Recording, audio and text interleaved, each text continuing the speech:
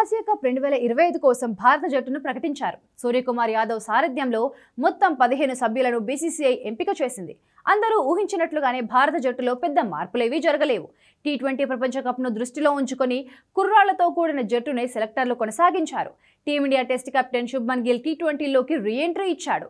Test captain Shubman Gill సుదీర్ఘ విరామం తర్వాత మళ్లీ టీ20 జట్టులోకి వచ్చాడు. ఇటీవల ఇంగ్లాండ్తో సిరీస్లో కెప్టెన్గా ఆకట్టుకోవడంతో టీ20 జట్టుకు వైస్ కెప్టెన్గా అవకాశం ఇచ్చారు. ఇటీవల ఇంగ్లాండ్తో టెస్ట్ సిరీస్లో రాణించిన అతడికి టీ20 జట్టు వైస్ కెప్టెన్ బాధ్యతలు అప్పచెప్పారు. అయితే శ్రేయస్ అయ్యర్కు మాత్రం నిరాశ ఎదురైంది.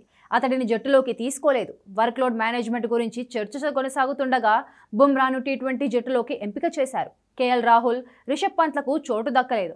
సంజు శాంసన్కు బ్యాకప్ వికెట్ కీపర్గా జితేష్ శర్మను ఎంపిక చేశారు. పేస్ ఆల్రౌండర్గా హార్దిక్ పాండ్యాతో పాటు శివం దూబే అవకాశాన్ని అందుకున్నారు. యూఏఈ పిచ్లను దృష్టిలో ఉంచుకొని 4 స్పిన్నర్లను ఎంపిక చేస్తారని భావించిన ముగ్గురికే చోటు దక్కింది. స్పెషలిస్ట్ స్పిన్నర్లుగా కుల్దీప్ యాదవ్, వరుణ్ చక్రవర్తి, ఆల్రౌండర్ కోటాలో అక్షర్ పటేల్ను కొనసాగించారు. అయితే రిజర్వ్ ప్లేయర్గా వాషింగ్టన్ సుందర్ ఎంపికయ్యాడు. మరోవైపు పేస్ విభాగంలో బుమ్రాతో పాటు మూడో పేసర్గా హర్షిత్ రాణాను తీసుకున్నారు. రిజర్వ్ ప్లేయర్స్గా వాషింగ్టన్ సుందర్తో పాటు జైస్వాల్, ప్రసిద్ధ కృష్ణ, రియాన్ పరాగ్, ధ్రువ్ జురేల్ ఎంపికయ్యారు. కోచ్, కెప్టెన్లతో చర్చించిన తర్వాత జట్టులో పెద్దగా మార్పులు చేయలేదని తెలుస్తోంది. ఇదిలా ఉంటే సెప్టెంబర్ 9 నుంచి యూఏఈ వేదికగా టీ20 ఫార్మేట్లో ఆసియా కప్ 2025 జరగనుంది. ఈ టోర్నీలో మొత్తం 8 జట్లు బరిలోకి దిగుతున్నాయి.